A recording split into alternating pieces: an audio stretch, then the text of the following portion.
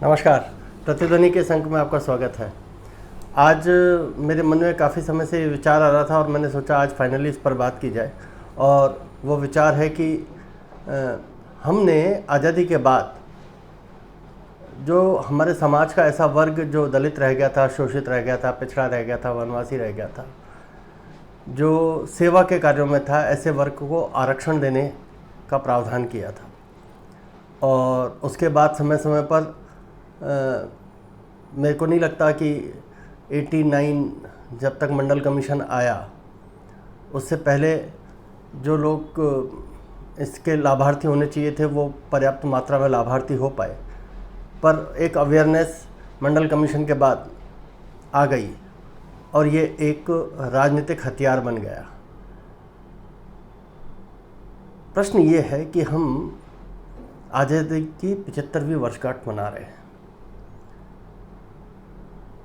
और जब 15 अगस्त को हम आज़ादी की 75वीं वर्षगांठ मनाएंगे तब क्या हमें ऐसे विषयों को चर्चा नहीं करनी चाहिए, उनको चर्चा में नहीं लाना चाहिए जो चीज़ें आज़ाद भारत के साथ हमने व्यवस्था में लाए थे। यदि एक बच्चे को हम बार बार दौड़ा रहे हैं और वो दौड़ नहीं पा रहा है तो हमें उसका कारण तो सोचना पड़ेगा ना। समाजशास्त्रियों को और जो लोग नीति नियंता हैं, जो लोग कानून बनाते हैं, उन लोगों को उसका कारण तो सोचना पड़ेगा। किसी समस्या से समाधान लाने के लिए 75 वर्ष का समय थोड़ा नहीं होता, बहुत होता है।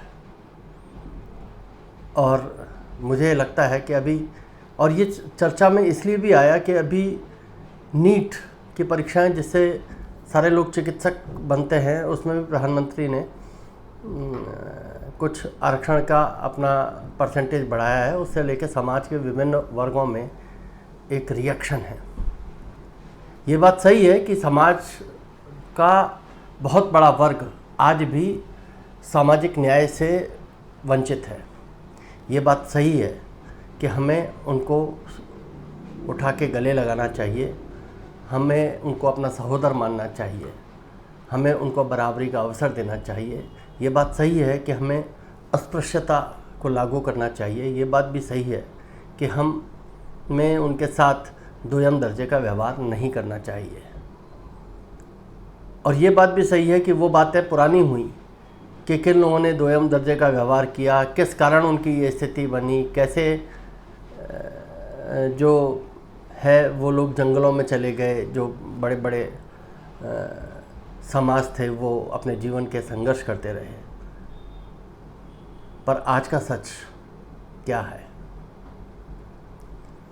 और इस आरक्षण की जो प्रणाली शुरू हुई है जिसमें देश के बड़े वर्ग को एक असुरक्षा की भावना पैदा होती है, तो क्या उसकी मीमांसा नहीं होनी चाहिए? जब भी कोई व्यक्ति मंत्री पद की शपथ लेता है, प्रधानमंत्री पद की शपथ लेता है, मुख्यमंत्री की, राष्ट्रपति की, किसी भी संवैधानिक पद की शपथ लेता है, तो वो ये कहता है कि मैं जाति के आधार पर भेदभाव नहीं करूँगा, मैं धर्म के आधार पर भेदभाव नहीं करूँगा, मैं भाषा के आधार पर भेदभाव नहीं करूँगा। पर हो क्या रहा है? ये जो आरक्षण की व्यवस्था, ये जो राजनीति है, ये जाति केंद्रित हो गई है। और इस जाति केंद्रित व्यवस्था को हम इसके उन्मूलन का प्रयास नहीं कर रहे। इतने वर्षों में हमने जातियों को, एक ऐसे समाज की स्थापना नहीं की जो जातियों को भूल करके आगे बढ़ता हो। हम लोगों को रह रह करके याद दिलाते हैं कि तेरी जाति है, इसका फायदा उठा रहे हैं। वो क्रिश्चियन मिशनरी लोगों को धर्मांतरण कर रही है, लोग इस्लाम ग्रहण कर रहे हैं। क्यों?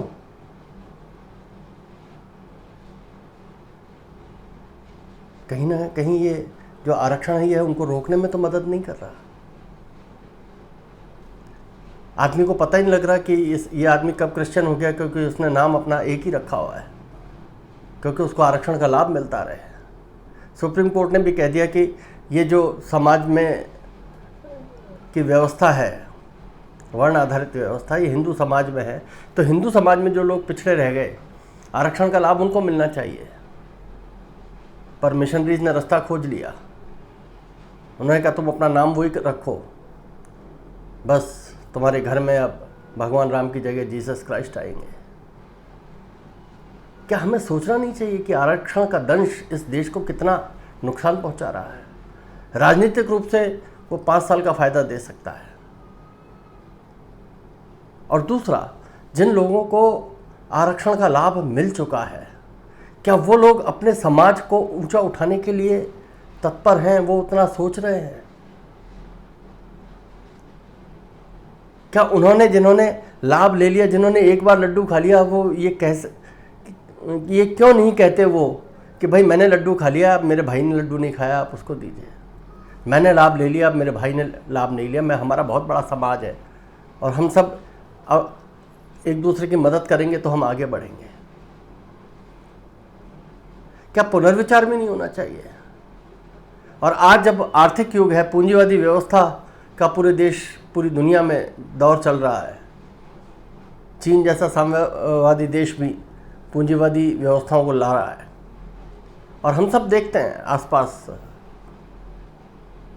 तो जहाँ पर कैटेगरी 2 हैं, एक गरीब है और एक अमीर है, तो क्या हमें ये नहीं देखना चाहिए कि गरीब आदमी जो है हम उसको आरक्षण दें? आर्थिक आधार पर आरक्षण की बात करनी चाहिए, जाति आधार की बात छोड़ ही देनी चाहिए, क्योंकि जातियों से तो बड़ी है ना गरीबी। कोई समझने को, सुनने को, सोचने को तैयार क्यों नहीं है?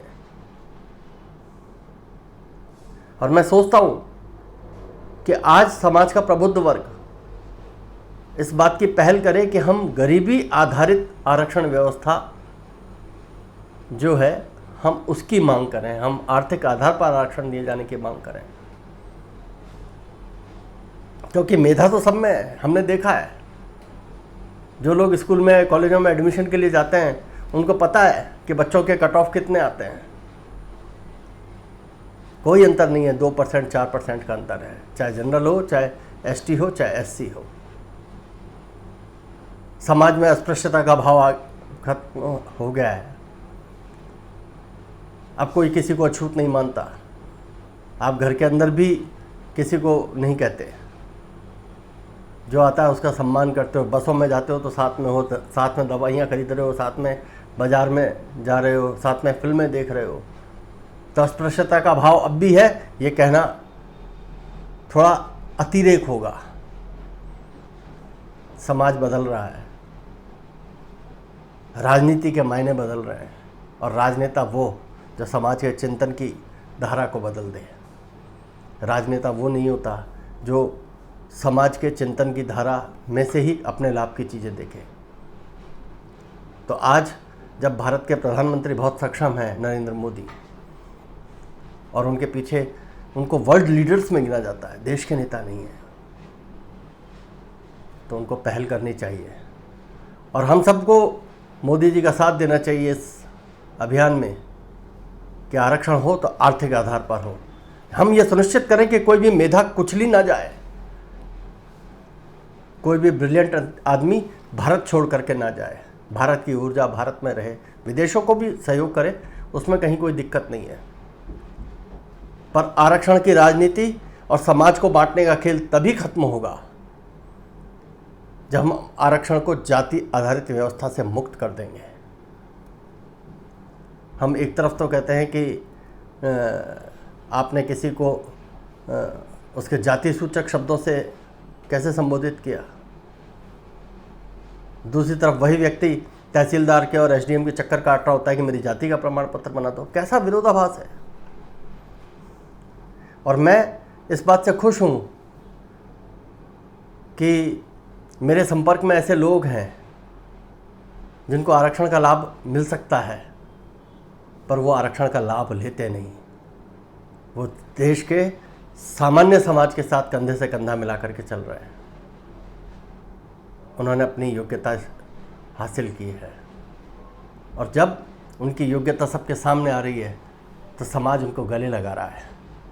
आप भी कोशिश कीजिए, आरक्षण की बैसाखी को छोड़िए और ऐसे लोगों को ढूंढिए जिनको वास्तव में सहारे की ज़रूरत है। आज के लिए इतना ही। भारत माता की जय। नमस्कार। वंदे मातरम।